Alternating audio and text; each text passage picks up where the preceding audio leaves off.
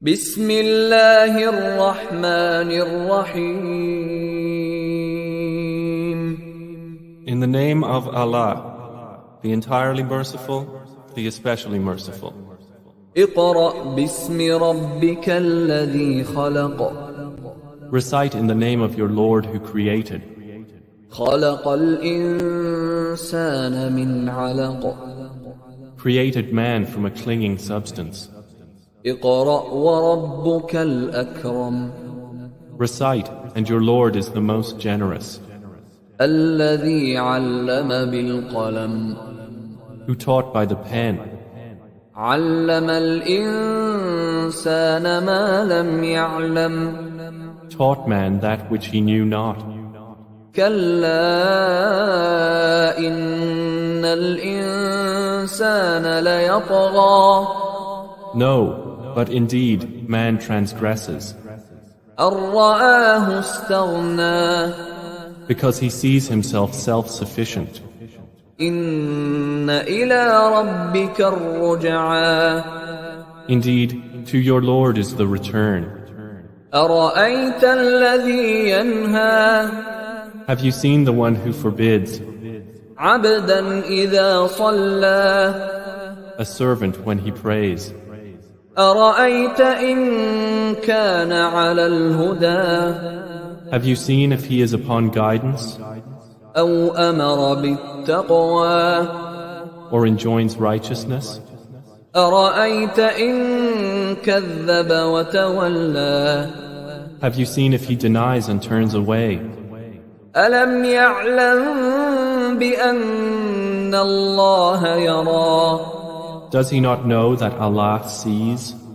كلا لئن لم ينته لنسفعا بالناصية. No. If he does not desist, we will surely drag him by the forelock. ناصية كاذبة خاطئة. A lying, sinning forelock.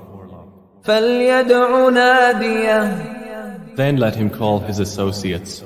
سندع الزبانية. We will call the angels of hell. كلا لا تطعه واسجد واقترب. No, do not obey him, but prostrate and draw near to Allah.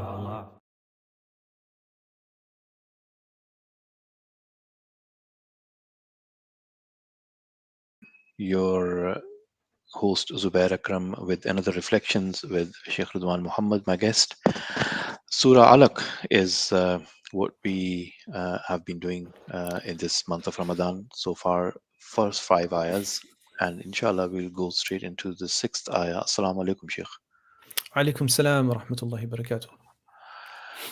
Sheikh, this Kalla innal insana la yatgha ar'ahu istaghna. No, surely man transgresses, for he believes himself to be self-sufficient.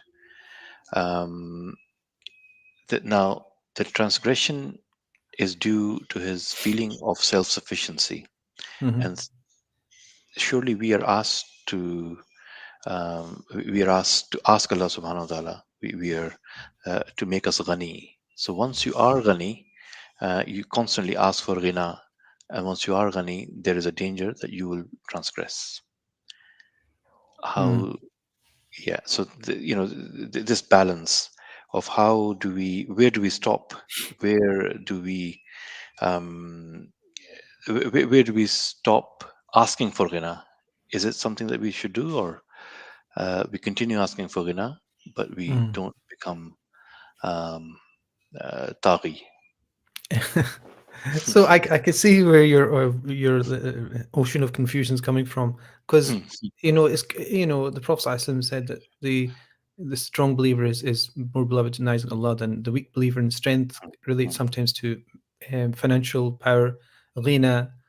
The Prophet said innam al-ghina ghina an-nafs. So he said that real riches are riches that relate to the soul. I mean, expansive and generous and so on and so forth. You can have little, but you can be generous and you can be rich through that relatively, in your own mind.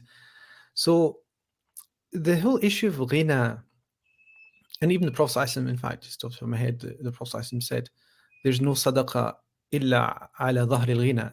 You don't give charity, and meaning here it actually means zakat, unless you are of a certain wealth. You have a certain amount of wealth. So ghina is something that is good in some way because it indicates self-sufficiency.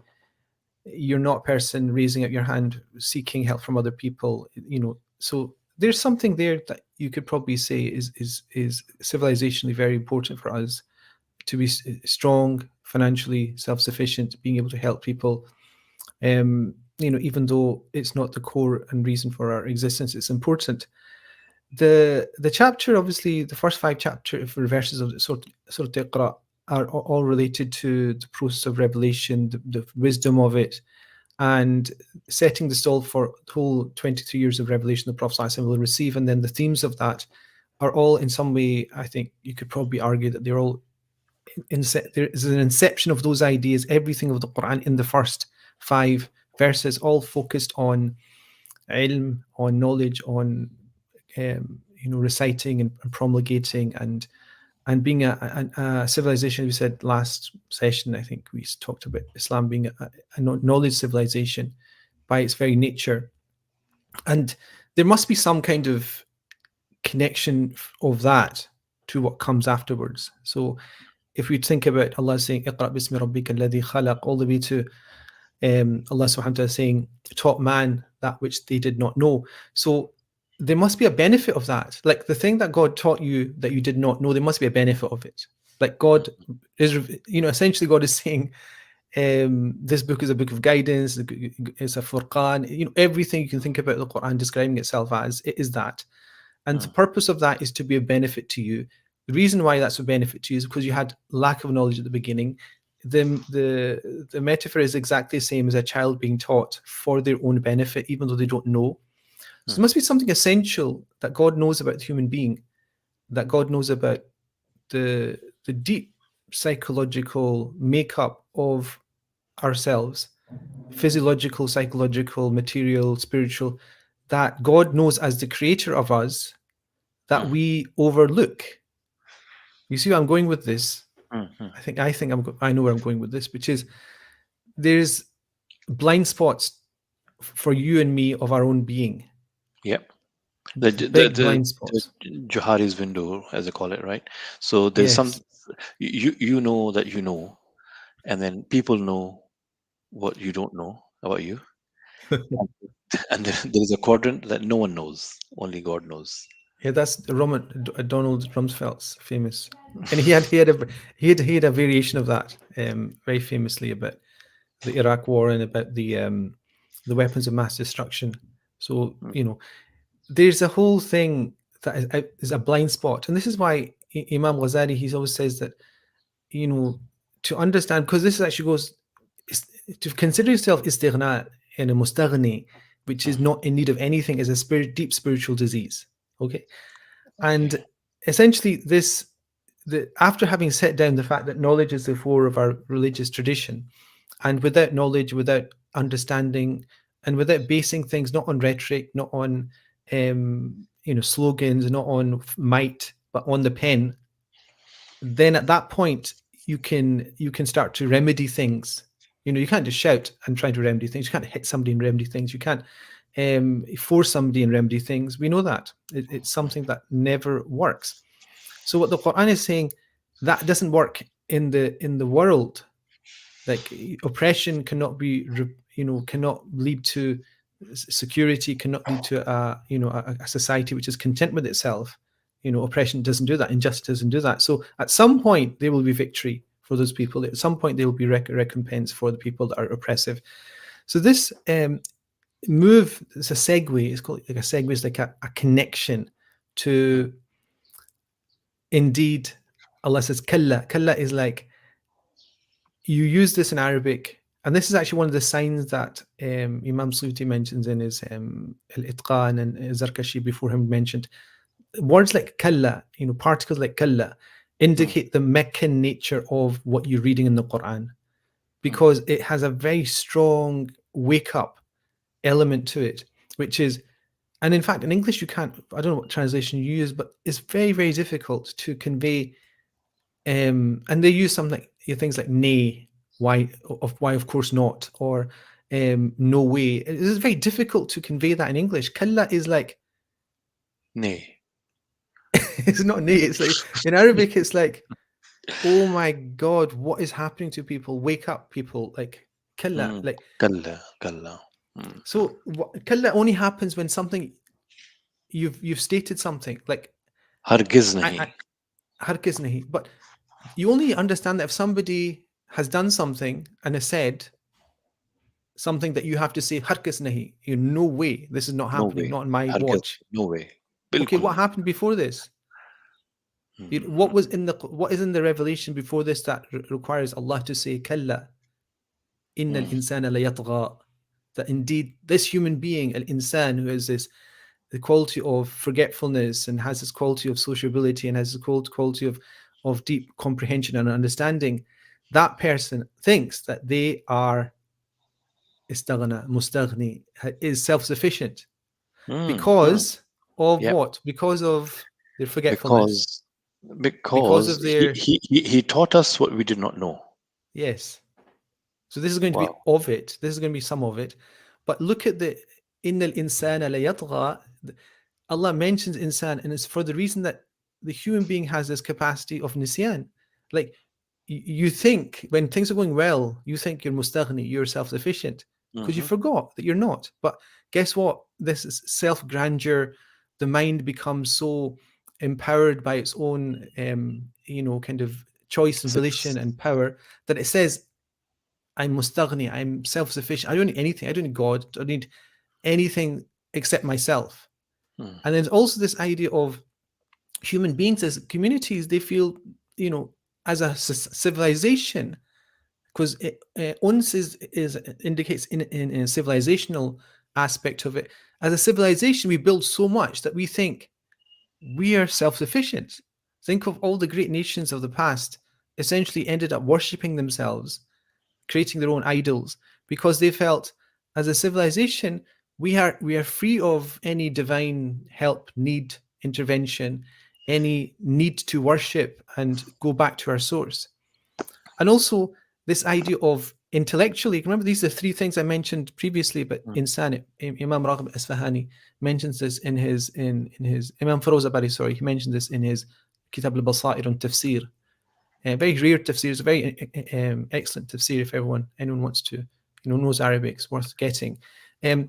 These are the three things he mentions: forgetfulness, sociability, which is related to civilization, and this idea of inas, which is related to intellectual capacity and thinking. All of these precipitate the fact that we think that we are self-sufficient.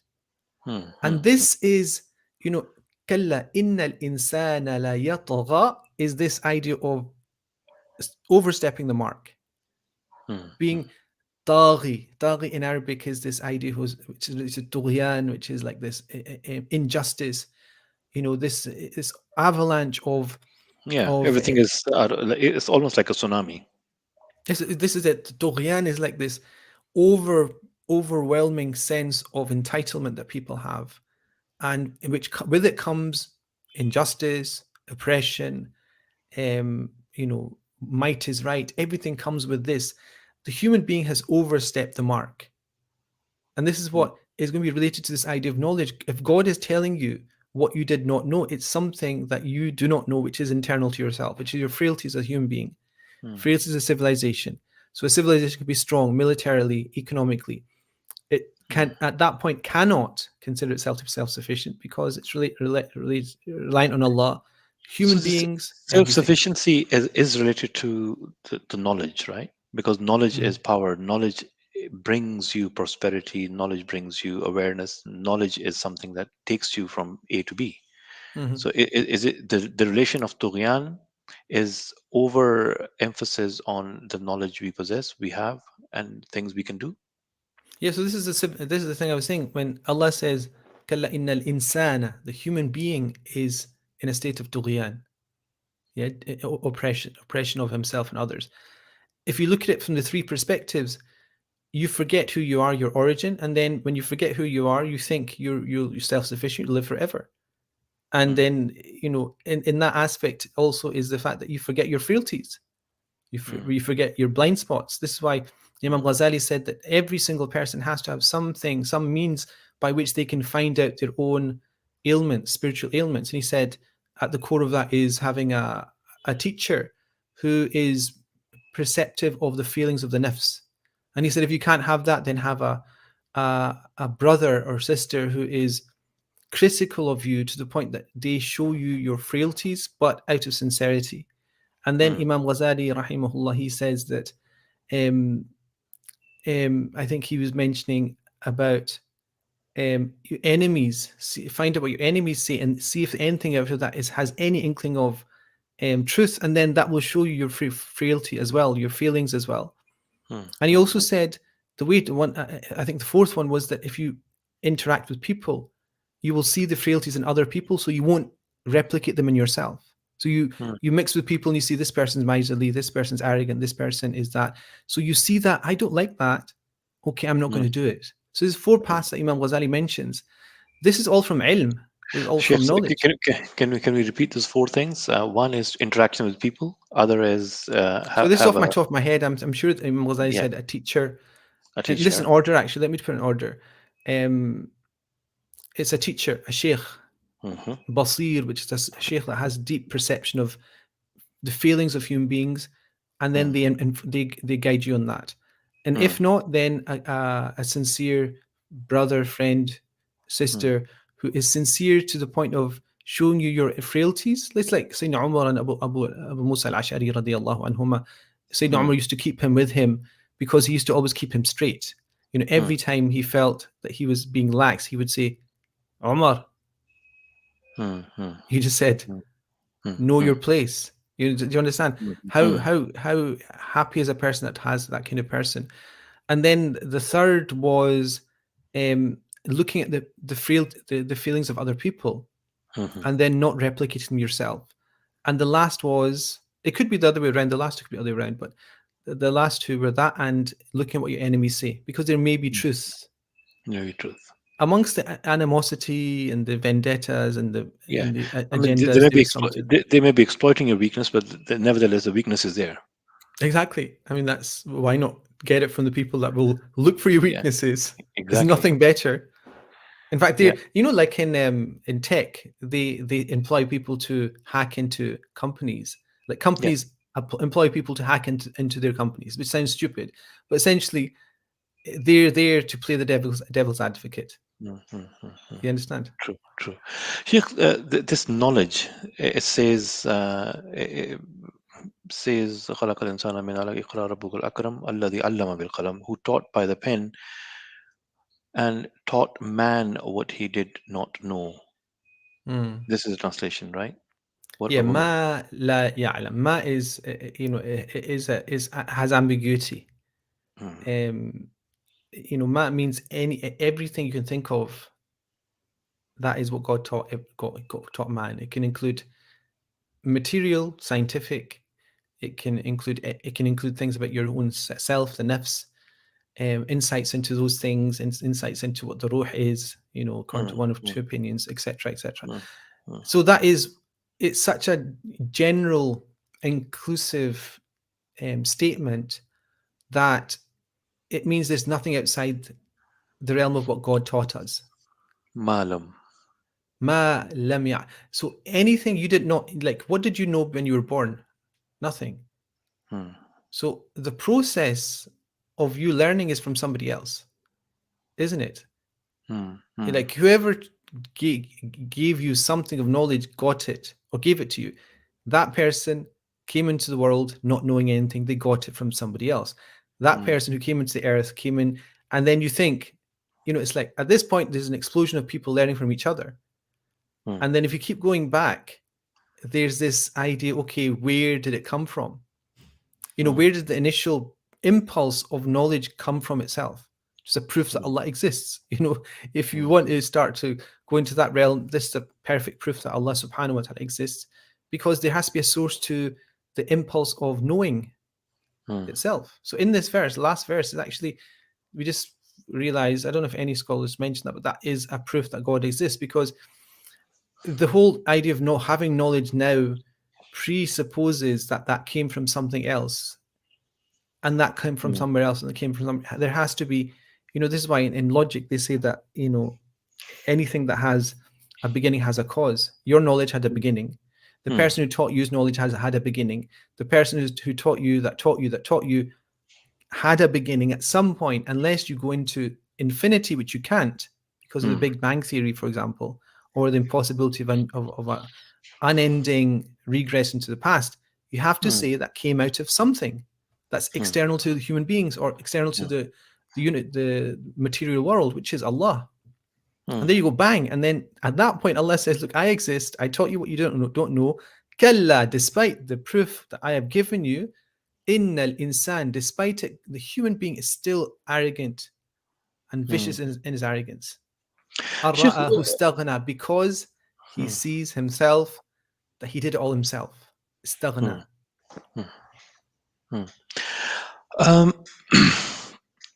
This concept of gender equality, this concept of what's the intent? I keep asking myself, what's the intent that it has to be explained all the time throughout the history? That, oh no, it's not just for men, it's for women as well. So women becomes a point of discussion in every civilization, in every age. And emancipation of women, I mean, it's a loaded term, emancipation of women, but okay, so, their rights, or yeah, they exist, or they are equal, you know, and this, in this as well, allama al insana ma lam ya'lam. Okay, the translation again is taught man and there is every society in our society as well, there is this disparity of what women know and what men know. What was trying to understand? There must be a divine intent for this to become a topic. I mean, the verse is about insan. Insan is a human being, meaning meaning this is human, male and female. This is it doesn't mean all the males of society, and then all of a sudden females are excluded from this discussion. They're actually internal to this discussion as well.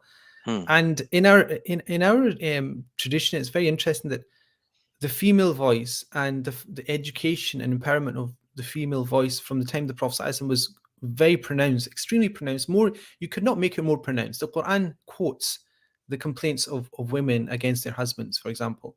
In other words, making their conversations recited and studied and taught. We know that the Prophet ﷺ during the instance of Hudaybiyah was inspired by Allah, created the situation where the thing that would remedy the whole problem of Hudaybiyah, which was the Prophet ﷺ said to people, we're going back to Medina after having intended to do Umrah, and the companions were extremely upset about this. He told them to sacrifice animals, shave their hair. They didn't do it, and he went to his tent. Salama was there, and he said, this is the situation, I don't know what to do. Allah inspired him to say that, and inspired Salama to say, go out and do it. So the empowerment of women was something internal. Aisha radiallahu anha said a couple of days ago, the Prophet said in one of the narrations from him, related in some narrations, that he said, take half your religion from Aisha radiallahu anha. And so that continued. The empowerment and is a modern discussion, but Islam in its inception, at the time the Quran was revealed, was instilled with this idea of raising the literacy of everybody without there's all these barriers of what we now call gender, what we call now race, what we now call social class, ethnicity. To be so revolutionary at that time is actually is humbling for us, that the Quran from the Prophet ﷺ had such a revolutionary thing that it just was out of every expectation anybody would have had. Like, there's no precedence for any of this. Gender being kind of overlooked, and race, ethnicity, language, all of this for the main reason of focusing on taqwa, of God consciousness and good actions. And this is why, it's interesting that Iqra, go back to Iqra, the fact that Allah says to the Prophet ﷺ, read. we're a knowledge civilization. One of the things that always has puzzled me is the fact that if I go into my library, unfortunately, I have nothing here, but if you go around that Islamic library, I'll struggle to take one book out from previous to 1960, which is written by a Muslim woman. And you know my library is extensive. I go through all those books. I've got two. I know of. I could go straight away and pick them, but before 1960s, nothing. And so there is a whole discussion about Iqra, the empowerment of education. Then why is the whole thing missing? But the reality is it's slightly complicated, but it's not unknown why that took place. One thing that did not happen is that women in our tradition stopped the most important acts of literacy in our tradition, which is the Quran and Sunnah. In other words, they continue to this day to preserve and read and recite and teach the Quran and Sunnah of the Prophet ﷺ.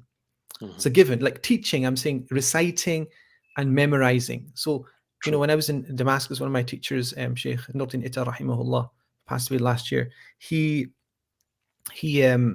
had a whole generation of students, female students, that memorized the 6 books of hadith. And that was a rarity amongst men, and they did it. And the number of in Asham, the number of women that have joined the mutawatir qira'at are, I would say, probably more than men. You understand? So the core literacy is there, but it's not written. Like if you say, where's the book they wrote? Well, ask her to read. She preserves the tradition. And the thing about why it's not written is a different thing. This is why it's slightly complicated. It's related to, my personal thing is understanding it's related to reproduction. It's related to just the way that family units are balanced. But that is the intent, isn't it? Why do we have to fight the intent of nature? Why do we have to fight the intent of God? This is how it's not the intent of fashioned. God. Yes, I understand what you're saying, intent of God, but I wouldn't say it's the intent of God. I'm saying it's the natural way that the intent of societies. I'm talking about healthy societies. So we're in a very unhealthy society at this moment in time. I personally believe that very clearly. We're patching it up, but it's a very unhealthy society in terms of the issues of gender and things and empowerment and all these kind of things. But essentially, scholarship and writing came out of, I would say, privilege. Let's say that came out of the ability to have time. And division of labor is very important in this. The reproductive cycle is very important in this. That a person is set aside and given a stipend or a scholarship to sit aside and write. That's what happened in the past. So, like Imam Ghazali, when he wrote a book, he would always say, "I would like to thank such and such a governor for allowing me." And he would say that because he'd sponsored the book. Do you understand? And to get to be able to be sponsored, you have to obviously be mutafarriq. And if you're married and a female, the same social access wasn't there. It doesn't mean it's oppressive. It just means that's how society was, but it was a healthy society.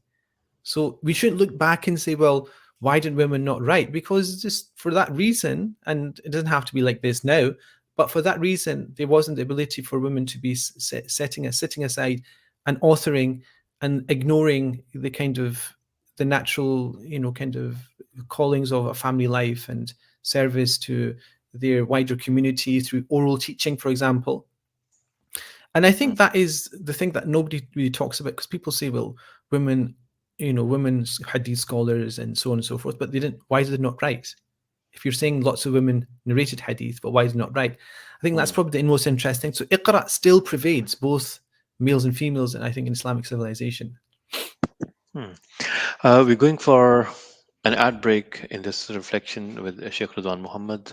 Today, iftar is going to be at 8:11, 11 minutes past 8, 5th April or 15th of Ramadan today, and it is 8:11 iftar time. A small ad break, and inshallah, I will be right back with Sheikh Ridwan with more reflections.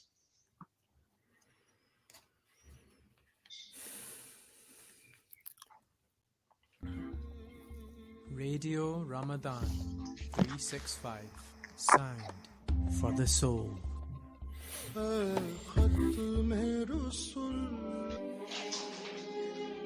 ये बच्चे भी school जा सकते हैं।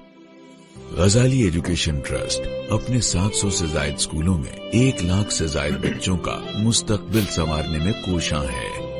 आप चाहें तो आज के चिराग कल का सूरज बन सकते हैं, दुनिया रोशन कर सकते हैं। इस रमजान अपने ज़कात व अतियात गजाली एजुकेशन ट्रस्ट को दीजिए।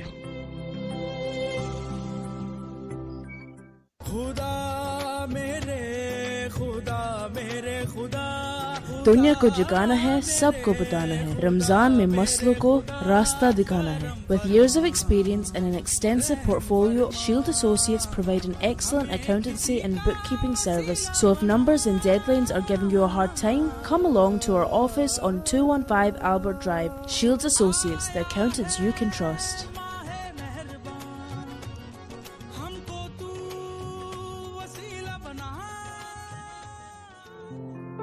हिम्मत क्राइव वुमेन एड एक ऐसी सहूलत है जो ज़रूरतमंद औरतों, बच्चों और नौजवानों को महफूज एकोमोडेशन दिलवा सकती है।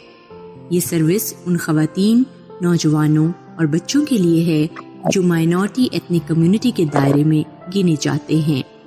ये उन अफराद के लिए है जो मुश्किलात जैसे कि ज़बरदस्ती की शादी, घरेलू तशद्दुद, इज्जत बचाने के लिए तशद्दुद और धमकियां या गैर इखलाकी सह चुके हैं। अगर आपको मदद या सपोर्ट की जरूरत है, प्लीज आप हमें फोन करें 01413530 हमारे ओपनिंग टाइम्स मंडे से फ्राइडे 9 से 5 बजे तक हैं। इसके अलावा अगर आपको और इन्फॉर्मेशन चाहिए है तो www.himmatdrive.org.uk Radio Ramadan 365 Sound for the Soul.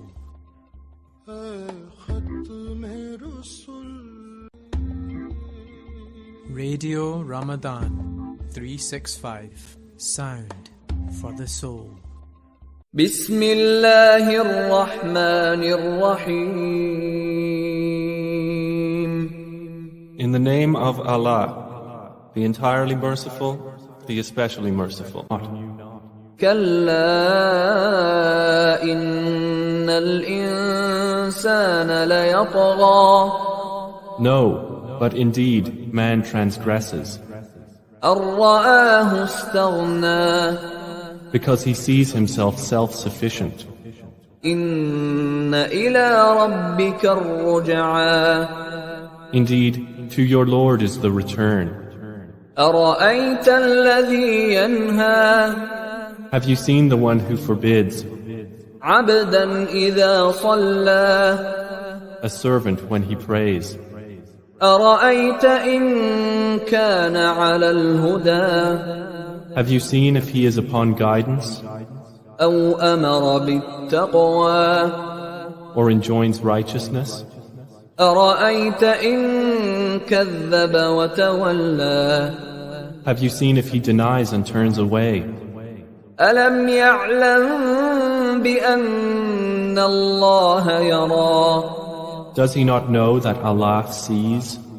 كلا لئن لم ينته لنسفعا بالناصية. No. If he does not desist, we will surely drag him by the forelock. ناصية كاذبة خاطئة. A lying, sinning forelock. فليدع ناديه. Then let him call his associates. سندع الزبانية. We will call the angels of hell. كلا لا تطعه واسجد واقترب. No, do not obey him, but prostrate and draw near to Allah.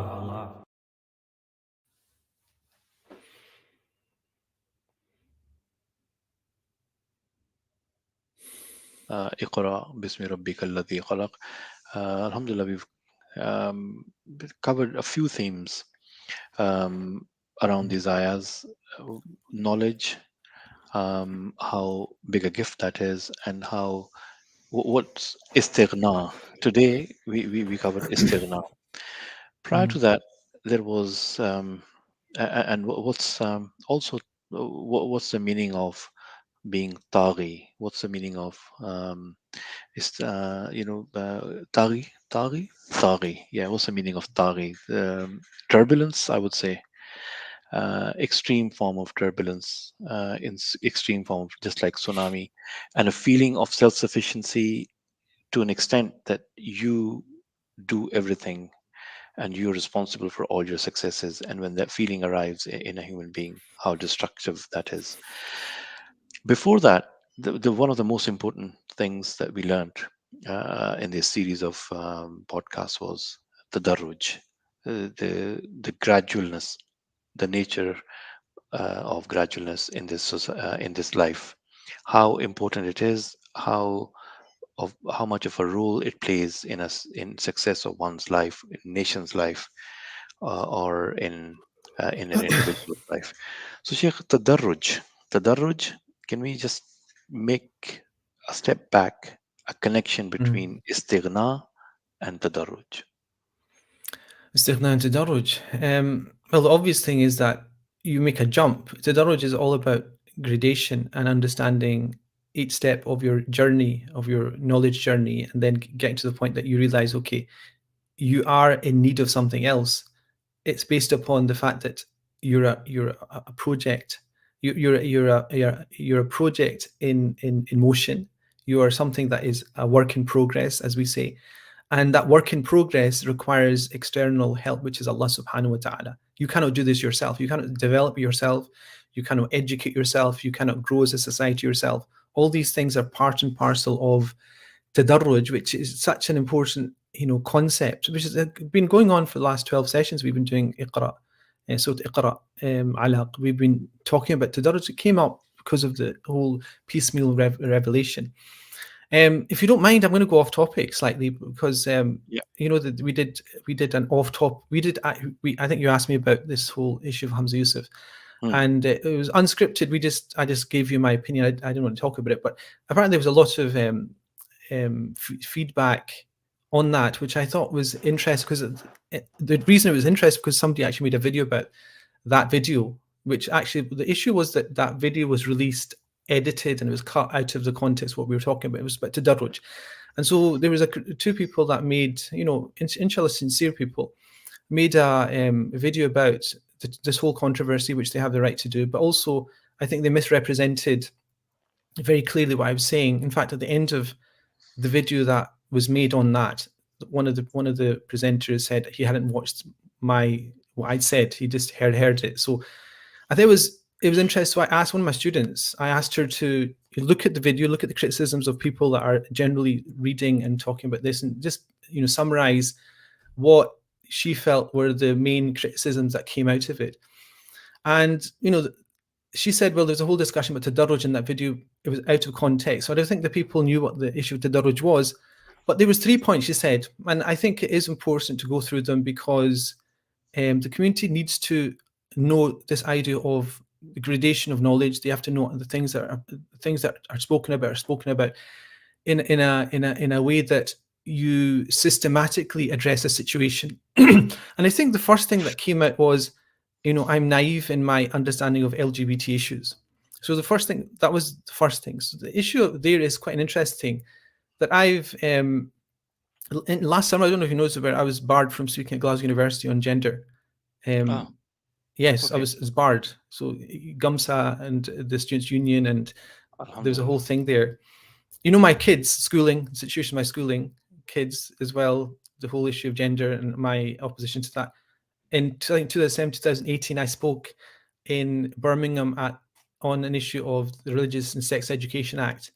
Over 1,000 people. I think it's the biggest public meeting on this topic in Birmingham, organised by Sheikh Aslam, Allah protect him, preserve him, in which Dr. Kate Godfrey Fawcett spoke, and she was subsequently suspended from the British Psychological Society. And what was interesting, I went down from Scotland to speak at that. There was only 2 other scholars that agreed to speak on that, even though many more were invited.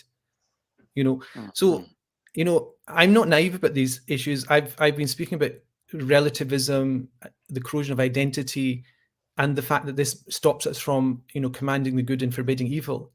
And in terms of teaching, I've taught a course on gender 4 times in the last 10 years.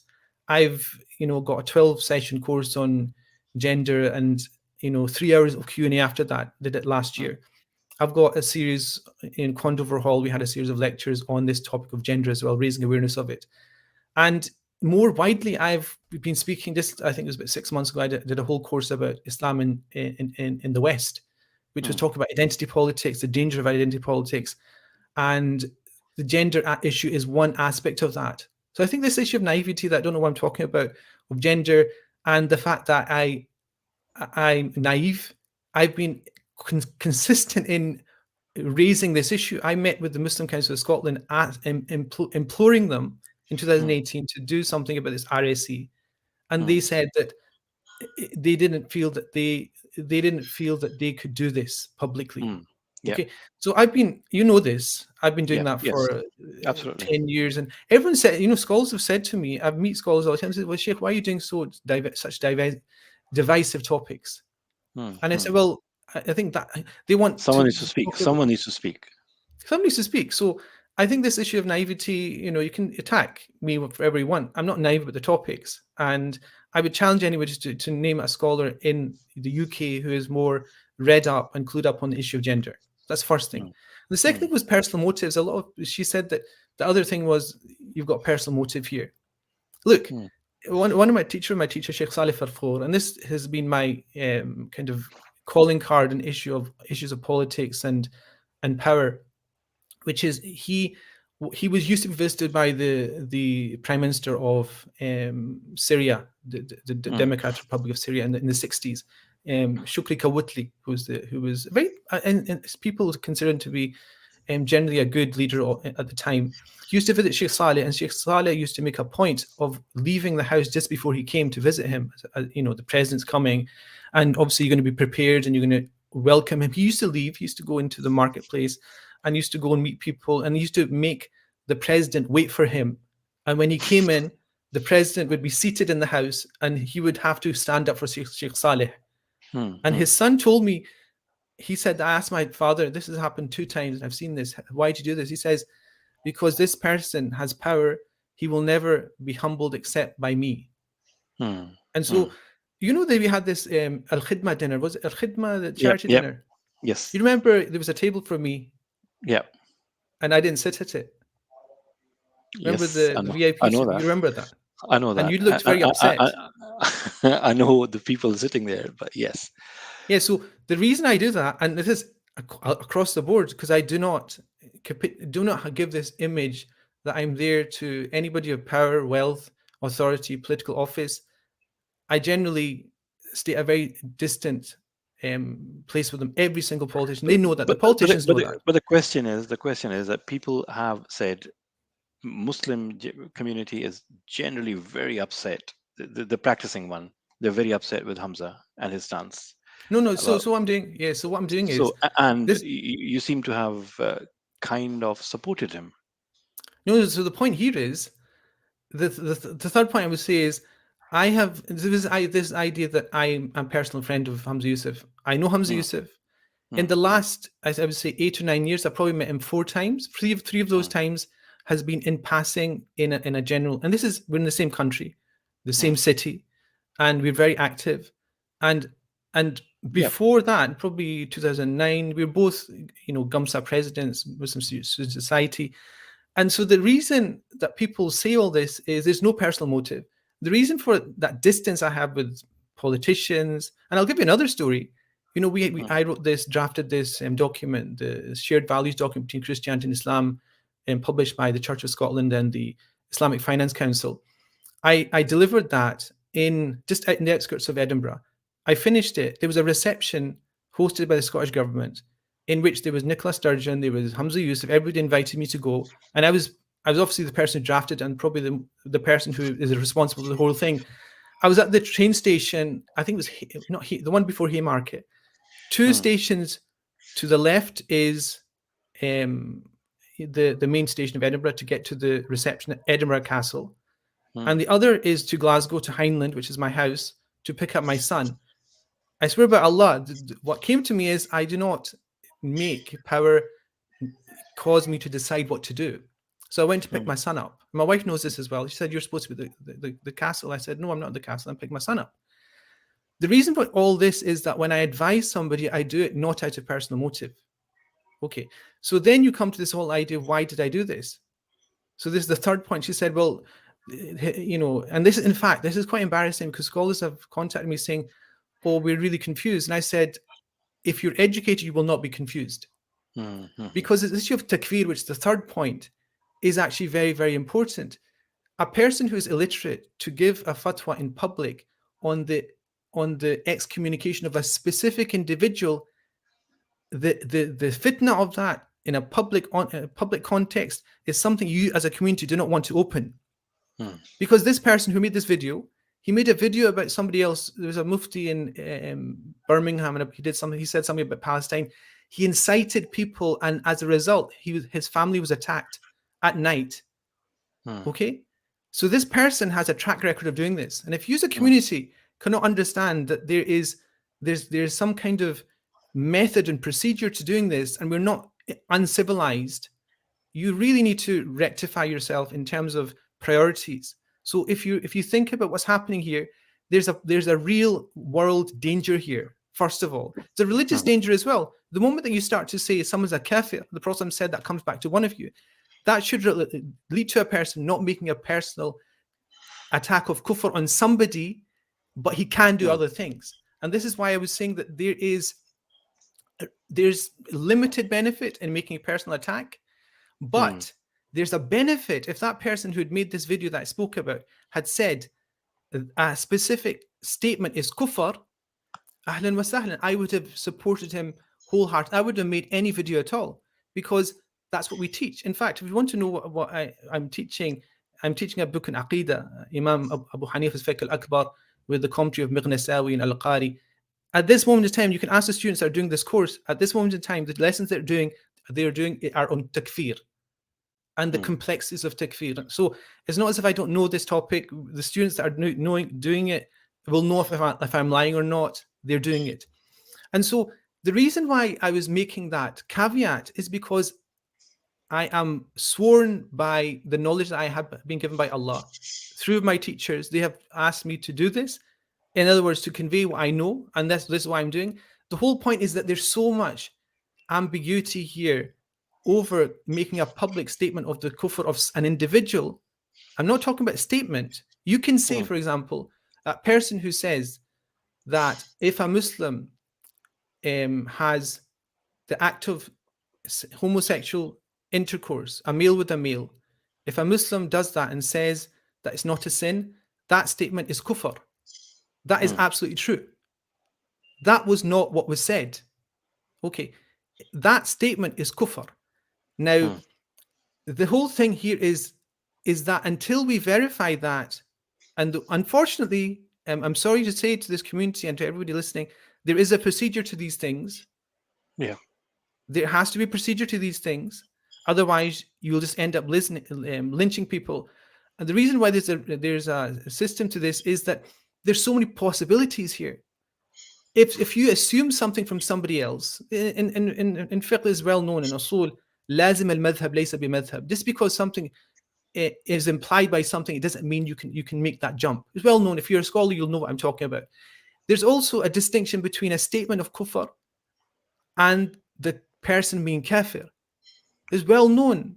This is like children's level scholarship. Even this idea of something being known out of religion, out of necessity. You know, we talk of a thing, ma'lum min ad-dini bid-darurati. Ibn Taymiyyah says so many times that this varies based upon time and place. That a person in society's knowledge of this, Ibn Taymiyyah has mentioned this numerous times. And also, you know, if you look at any book of basic creed, and this is what we studied, and this is what, you know, we die on, Imam Tahawi, for example, says that لا يخرج المرء من الإسلام إلا بإنكار ما أدخله فيه, or something around along those lines. A person does not leave Islam except by denying the thing that brought them into it. Okay. Yeah. And also Al-Ghazali, he says that, you know, there's a kind of isma, al-ismat al-mustafadu min la ilaha illallah, la yarfa'u wa la yazulu illa biqati'in, that the protection you get by saying la ilaha illallah is not removed except by something that is absolute. Okay. Now that means we go to procedure. And if the community don't like this, that's fine, but there is a procedure to all these things. And so don't say that, you know, giving nuance to this is being naive. Don't say that it's personal affinity to an individual person. This is fiqh.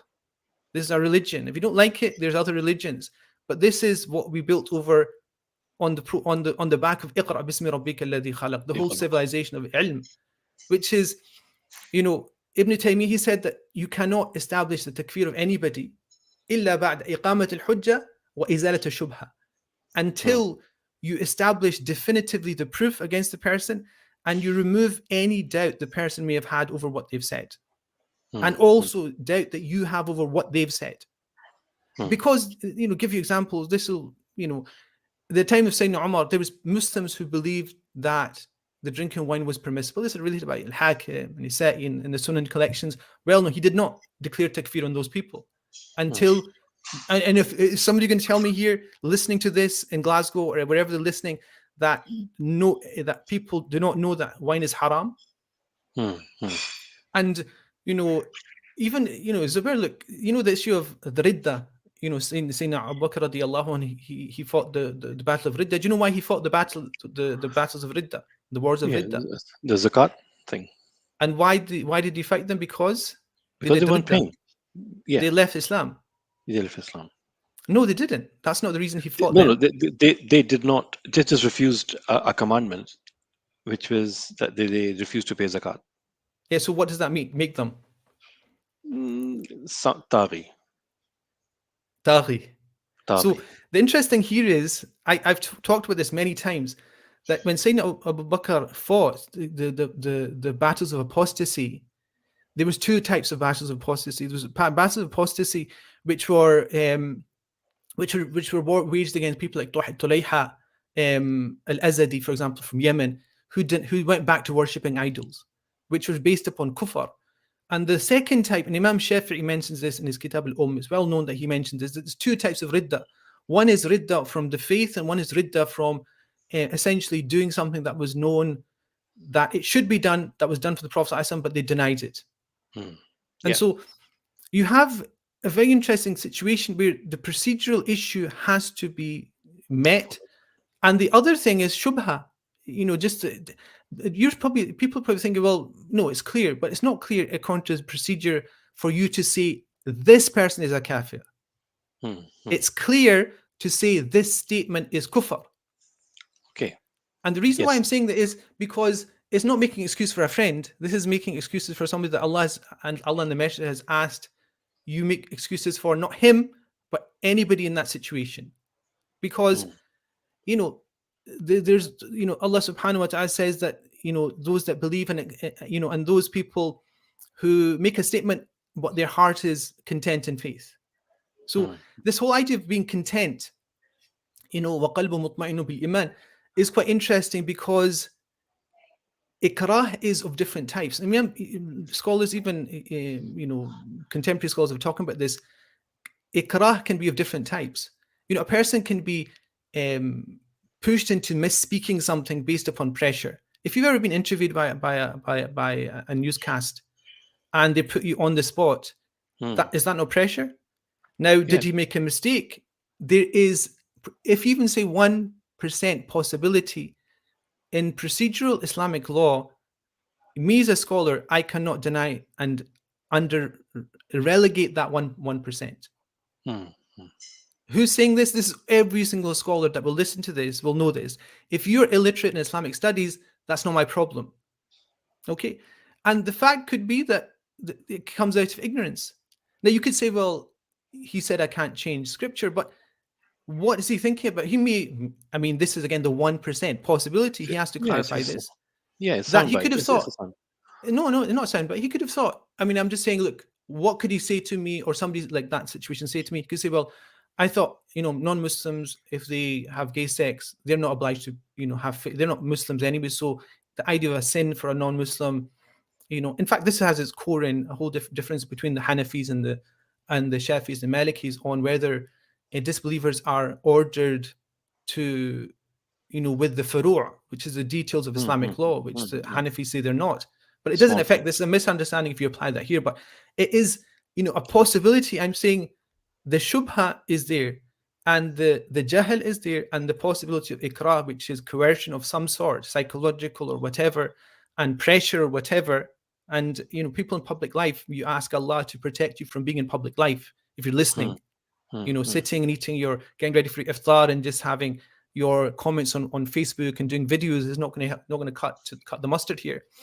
And the thing I did mention in that video is that I thought he was clever. He thought he was smart. He thought he could bring together a discussion about, legislation which is secular and religious teaching. He thought he could do it with a soundbite. And he made a massive, massive error of judgment, and compacted with this idea of pressure. That is sufficient in procedural Islamic law for you not to make a decision to issue a video to say that a specific person is a kafir. Now then, what is it then? His policies, his public positions, all of that is something that the community should have been aware of. I was aware of them for a long time. Now the community, if they're negligent of his and other politicians' views, they need to wake up. If they're not aware of these and they've not engaged and they've not done anything, and they wake up when something like this happens, it indicates the extreme naivety of our community. Yeah. And the extreme naivety in how politics works, how legislation works, how the whole political structure works, how lobbying works, how we need to create lobby systems in our community. That is it. So there's no naivety here. There's no personal, friendships, relationship at all. You know this. He knows it.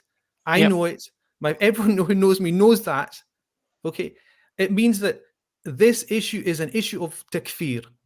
And the person, and it's a serious matter. It's a serious matter that needs to be addressed by a person who is well versed in theology. So I will sit with scholars. And they can sit with me, and together we can discuss these issues. That's the whole point.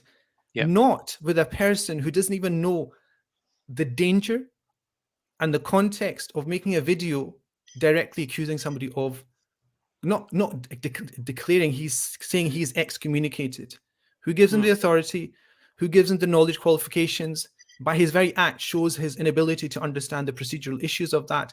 He could have made an excellent video on this statement. Guys, this statement is kufr. Anyone who makes it intentionally is a kafir. Ahlan wa sahlan. Do it. Perfect. It's not a problem at all. Do you understand? Yeah. The moment you make an excommunication, that thing I talked about in Birmingham, this person was attacked. His family was in there sleeping in their beds, attacked by people who were basically incited by this person to basically say, why is he walking about the streets of Birmingham? His family was attacked. Somebody could have got killed. And so our community, people know that I get angry. And I am extremely angry with the community because everybody is just running about having scholars not educating themselves in these topics, telling me, oh, what should we do with this? Oh, I heard about this now and I've read about this. Well, you should have been reading about this because it's fard ayn to know about the issues of LGBT issues, the lobby, the pressure that people are under, the pressure families are under, the danger of your children being taken out of your houses. This is all real challenges and nobody's been talking about them. And all of a sudden, something like this happens, everyone wakes up. Yep. And so, Allah accept your fasts. You're about to open your fast. Allah accept them. And the people who have kept their tongues free from other people's flesh, may Allah give them, good food to eat, the flesh of things that are permitted, not the flesh of things that are not permitted. But wallahi, this fitna, if you want to know something, this issue of takfir, one of my teachers in 2013, I finished a book to a group of Egyptian students in balagha and qatr nadan in grammar. We finished it, and the end of it was the blessed signature of one of my teachers, Abu Atiyah from Damascus, 2013 March. This is almost 10 years away, and so we did it in 2003, I finished this book in 2013. When I finished it, I told my students, look, this guy, this teacher, blessed teacher, his father was decapitated and put in front of his door because they considered Abu Atiyah to be a kafir. Hmm. Hmm. Do you understand? His father was, they found his father, they decapitated him and placed him in front of his son's house. Now you look around the Muslim, look around the Muslim world, and you tell me that the careless use of takfir is something that we should allow to happen over my dead body. Yeah. Do you understand? If you've got the guts to do this stuff over my dead body, he said, "Oh my, this community, I talk and I care about the Scottish community more than any other community because I've taught there and I've made sure that people who have extreme views are not going to be teaching in our country." That thing, people you need to listen to this. That your deen is a very serious thing. Keep it to those that are close to you in your communities, your imams that are close to you, the people that you know, not people on the internet. They have no idea of context. You have no idea of the qualifications, and just because it entertains me while you're having your iftar is not a good enough reasons to actually propagate what they're saying. لا إله إلا الله وحده لا شريك له له الملك وله الحمد بيده الخير يحيي ويميت وعلى كل شيء قدير. جزاك الله خير, Sheikh. I think it's been loud and very clear. And may Allah subhanahu wa ta'ala protect our community and also deal with those who have tried to play with people's lives, their faith, appropriately and aptly. And we all pray, inshallah, for your protection, for our brothers' protection, and also may Allah subhanahu wa ta'ala deal No, we with don't pray. those. We don't pray for my protection or other brothers. But we're not talking about anybody specific. We're talking about the fact that our community cannot just be given a message which will lead down to people with mental illnesses attacking. I was almost attacked in Glasgow in summer by somebody mentally deranged, quoting Imran Hussein's speeches who had just come out of a mental hospital. This is the kind of people in the street. If your message gets to that person, they will do something, and who's responsible? You'll be responsible in the day of judgment and now as well. If they don't care, they do not care. If they did, they wouldn't do what they did. They do not care. We have to care, and the community has to take responsibility collectively. And people who are thinking people who own the pulpit, they need to wake up. They need to do a lot more than they've been doing. They need to educate themselves, and they need to educate community as well. And inshallah, together we will be doing it, and we will not just stay back and not speak. We will keep speaking, inshallah. With this, I ask all the listeners to keep us in your prayers, and also equip yourself with true knowledge and true iman through teachers who are blessed and who have the qualification and the sincerity to teach what is from Allah subhanahu wa ta'ala through our messenger alayhi salatu wassalam. Assalamu alaikum wa rahmatullah. Alaikum salam wa rahmatullah.